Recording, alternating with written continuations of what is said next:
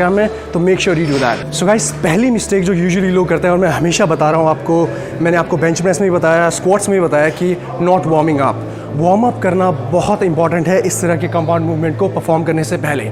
Y? Because आप ना सिर्फ अपनी बैक यूज़ कर रहे हैं मूवमेंट को परफॉर्म करने के लिए, लिफ्ट करने के लिए, बल्कि आपकी ग्लूट्स, आपकी हैमस्ट्रिंग, एवरीथिंग, लोअर बैक से लेकर आपका शोल्डर, नेक मसल्स, हर चीज़ आपकी इसमें इन्वॉल्व होती है।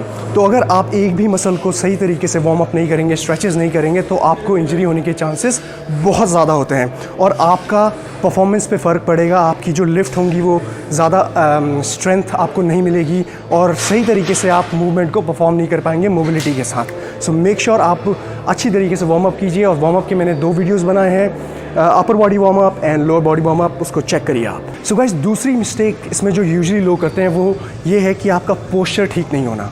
तो आपको मैं बताता हूँ कि आप कैसे अपने पोस्चर को फिक्स करेंगे जैसे ही आप बार के पास पहुँचेंगे।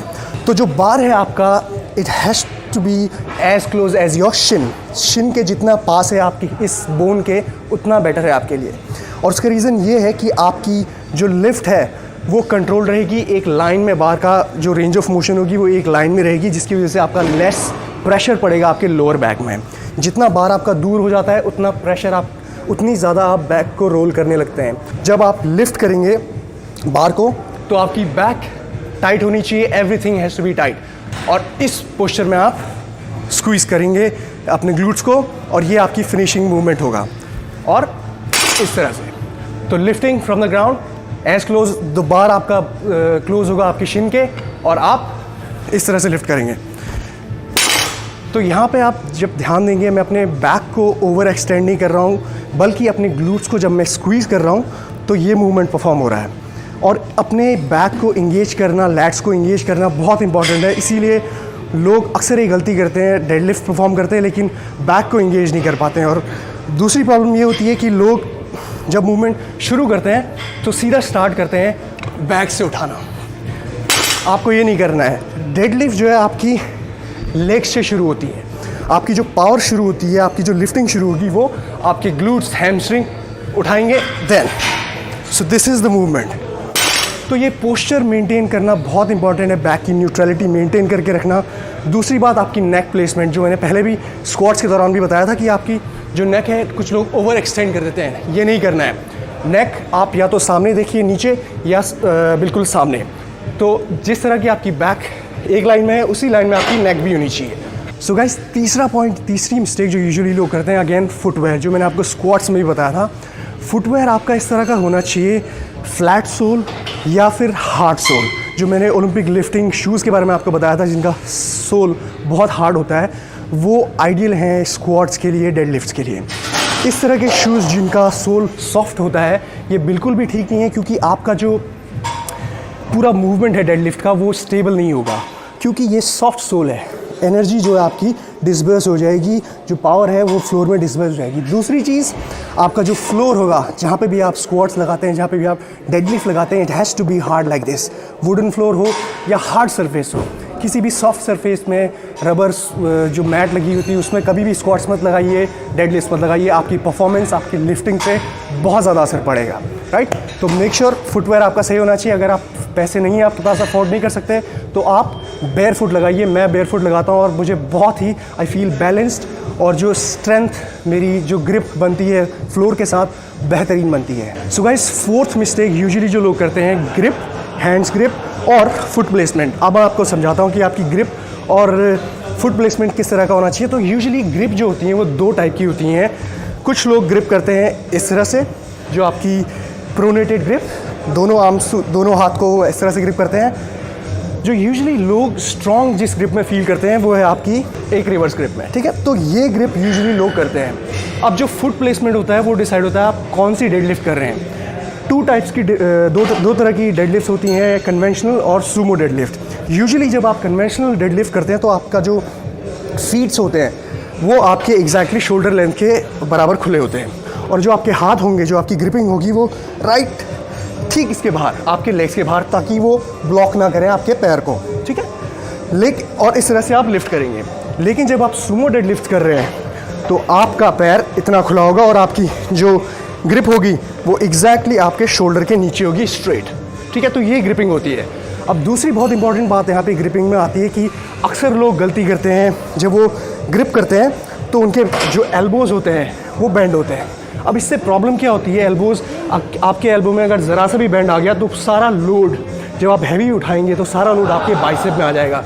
अक्सर लोगों को बाइसेप जो टेंडन टेयर होता है, मसल फट जाता है यहाँ पे, वो इसी वजह से होता है कि लोग डेडलिफ्ट करते वक्त बेंड कर देते हैं और सारा लोड उठाते हैं बाइसेप से बैक रोल हो जाती है, बाइसेप पे बहुत असर पड़ता है। तो इसीलिए बाइसेप की करेक्ट पोस्चर है डेडलिफ्ट की करेक्ट पोस्चर है आपकी।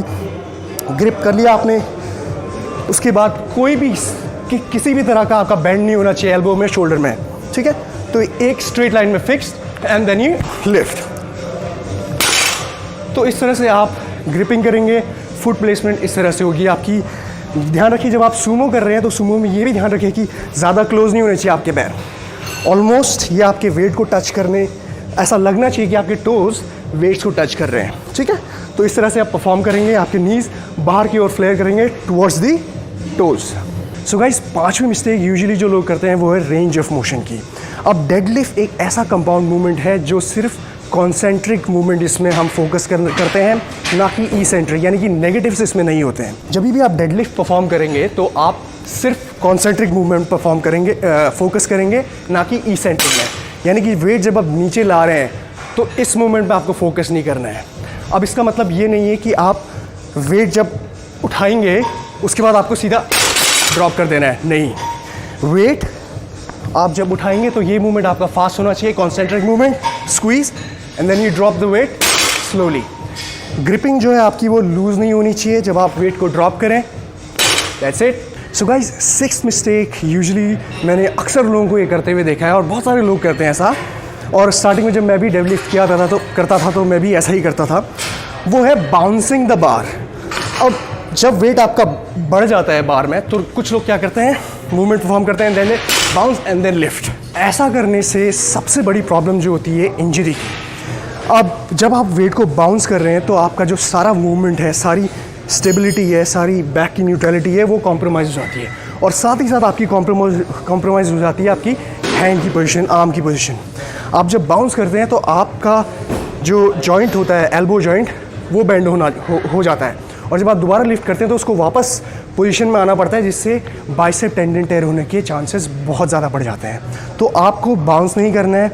दूसरी प्रॉब्लम ये आती है कि जब आप बाउंस करते हैं वेट को तो सारा जो वेट है वो बाउंस होने की वजह से आप एक ऐसी पोजीशन में पहुंच जाते हैं जहाँ पे से वेट उठाना ईजी होता है, यानी कि आप 1-2 इंच का आपको फ्लोर से बाउंस मिल जाता है। तो ऐसे में क्या होता है कि आप जितना वेट उठा रहे हैं, आप सोच रहे हैं कि मैं बहुत वेट उठा रहा हूँ, लेकिन एक्चुअली में आप वेट नहीं उठा रहे होते हैं। तो करेक्ट फॉर्म उठाने की जो है किसी भी वेट को, वो ये है कि आप फ्लोर से उठाएंगे, squeeze and then slowly squeeze, slowly. So इसी तरह से जब आप फ्लोर से, ज़मीन से उठाएंगे वेट को, तभी आपकी बैक इंगेज होगी, तभी आपका वो रैप काउंट होगा। सो गाइस, 7th और लास्ट पॉइंट ये है सबसे इंपॉर्टेंट, ब्रीदिंग का। अक्सर लोग गलती करते हैं, ब्रीथ सही नहीं करते हैं, तो मैं आपको सही टेक्निक बताता हूँ ब्रीथ कैसे करेंगे जब आप परफॉर्म करेंगे डेडलिफ्ट को। तो ब्रीदिंग के साथ जब आप शुरू कर रहे हैं, आप वेट आपका लगा हुआ है, you come close to the bar, take a deep breath. उसके बाद आप क्या करेंगे, जब आप ग्रिप करेंगे बार को तो आप एक लंबी ब्रेथ लेंगे एंड देन यू लिफ्ट। तो बेसिकली एक लंबी ब्रेथ लेनी है आपको जब आप मूवमेंट को शुरू कर रहे हैं।